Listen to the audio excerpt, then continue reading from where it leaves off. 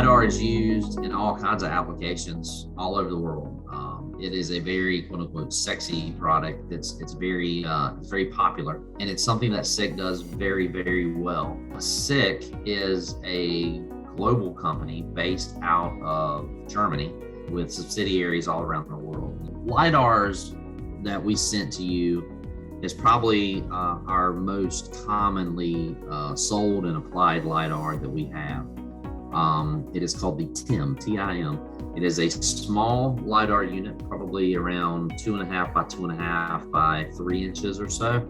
Those are used all over the world by autonomous mobile robot manufacturers, AGV manufacturers to do things like collision avoidance, navigation, localization, things like that an autonomous mobile robot would need to navigate its environment. These are industrial strength components that you guys got. Product catalog that SICK has of around 40,000 different product SKUs. We do a lot of stuff. Again, the TIM is probably, I know it's definitely one of our most, if not the most popular product we probably sell, especially in the LiDAR space.